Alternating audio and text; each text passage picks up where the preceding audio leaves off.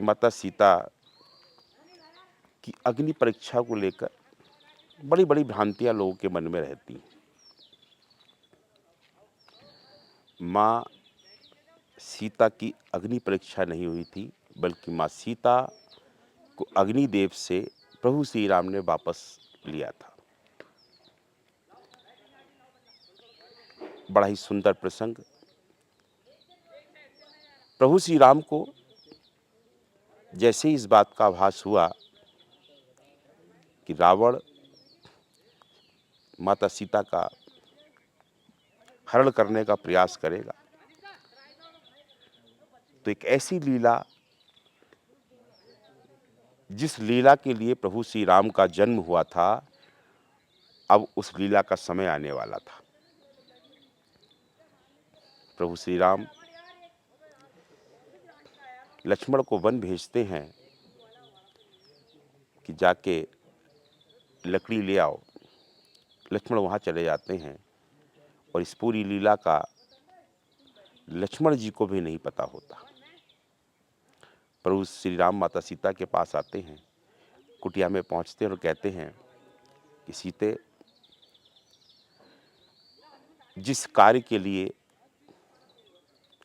मैंने ये वनवास चुना, जिस कार्य के लिए हम और तुम इस वनवास पर निकले हैं, अब उस लीला का समय आ चुका। रावण तुम्हारा हरण करने के लिए का प्रयास करेगा और वो जब यहाँ पहुंचे उससे पहले अब तुम्हें एक कार्य करना होगा। माता सीता, जो कि माँ लक्ष्मी का रूप है, भगवान श्री राम स्वयं हरि नारायण का स्वरूप हैं, जब प्रभु श्री राम का जन्म जिस कार्य के लिए हुआ था, अब उस कार्य की लीला का शुभारंभ होने जा रहा है, तो प्रभु कहते हैं कि सीते, अब वो वह समय आ चुका कि जब अब इस लीला को प्रारंभ करना है और वो तुम्हारा हरण करने के लिए आएगा, तो तुम्हें अब अग्निदेव के साथ उनके संरक्षण में रहना होगा। और प्रभु अग्निदेव का वाहन करते हैं। अग्निदेव वहाँ प्रकट होते हैं, कहते प्रभु क्या आदेश है? तो भगवान श्री राम कहते हैं कि अब जिस लीला को मैं इस मृत्यु लोक पर, इस पृथ्वी लोक पर आया हूँ, उसका समय आ चुका। आपको सीता को अपने संरक्षण में रखना होगा जब तक मैं रावण का वध नहीं कर लेता। प्रभु श्री राम के ऐसे वचन सुनकर अग्निदेव और माता सीता अग्निदेव के साथ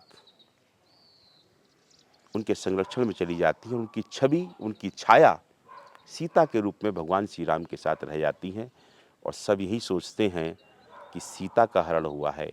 सीता का हरण नहीं, सीता की छाया का हरण हुआ था। जब प्रभु श्री राम रावण का वध करने के पश्चात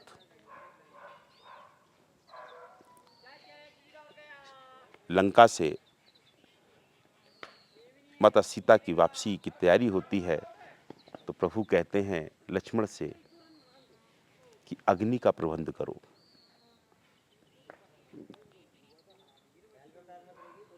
सीता का आने का समय हो रहा है। प्रभु श्री राम के ऐसे वचन सुनकर लक्ष्मण जी अचंभित हो जाते हैं और प्रभु श्री राम पर कि आप माता पर शक कर रहे हैं। और लक्ष्मण अपनी मन की जो भी भाव आते हैं अपनी माँ के प्रति, क्योंकि माता सीता को भाभी नहीं माँ मानते थे। माँ का स्वरूप है, सनातन में भाभी माँ के समान होती है। तो प्रभु श्री राम समझाते हैं कि लक्ष्मण, ये अग्नि परीक्षा नहीं है, आपको नहीं पता, क्योंकि इस लीला को सिर्फ मैं सीता और अग्निदेव जानते हैं। जब तुम जंगल से लकड़ी लेने गए थे, उस समय मुझे इस बात का आभास हो चुका था कि अब रावण सीता का हरण करने का प्रयास करेगा। तो हमने और सीता ने मिलकर अग्निदेव का आह्वान किया और अग्निदेव को सीता अग्निदेव को सौंपकर उनके संरक्षण में देकर मैं उनकी छाया को लेकर, छाया वहाँ रह जाती हैं और माता सीता चली जाती हैं। अब अग्निदेव से माता सीता को वापस लेना है, वो तभी संभव है जब यहाँ पर अग्नि का प्रबंध होगा। और भगवान श्री राम के वचन सुनकर लक्ष्मण जी वहाँ पर अग्निदेव का आह्वान करते हैं और जब अग्निदेव आते हैं तो माँ सीता की जो छाया है वो छाया अग्नि में प्रवेश करती है और अग्नि से जो निकलती हैं वो अग्निदेव माता सीता को वापस प्रभु श्री राम को सौंपते हैं। प्यारे भक्तों, जब प्रभु श्री हरि नारायण ने राम रूप में जन्म लिया, वो सिर्फ राक्षसों के वध को लिया था, असुरों के सर्वनाश को लिया था, रावण के अंदर बैठे हुए अहंकार का अंत करने को लिया था। रावण के द्वारा किए जा रहे समस्त देवी देवताओं पर जो अत्याचार थे, माता पृथ्वी पर जो अत्याचार थे, उनका, क्योंकि जब रावण अपने चढ़ पृथ्वी पर रखता था तो पृथ्वी भी कांप जाती थी। इसीलिए सीता माता ने भी पृथ्वी से जन्म लिया था और सीता की जो माँ है वो माँ पृथ्वी देवी हैं।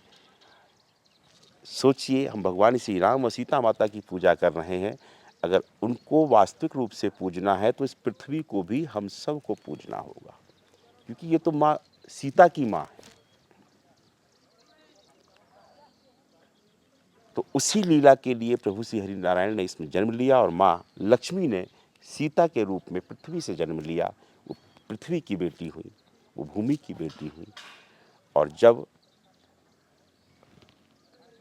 अंत करने का समय आया उस राक्षस योनि का, उन असुरों का, तब माता सीता अग्निदेव के साथ उनके संरक्षण में उस समय तक रहीं जब तक रावण का वध नहीं हो गया। और जब रावण का वध हो गया तब माता सीता अग्निदेव में उनकी छाया प्रवेश करती है और माँ सीता अग्निदेव से निकलकर प्रभु श्री राम के साथ वापस अयोध्या नगरी को प्रस्थान करती हैं। प्रेम से बोलिए सिया रामचंद्र भगवान की जय।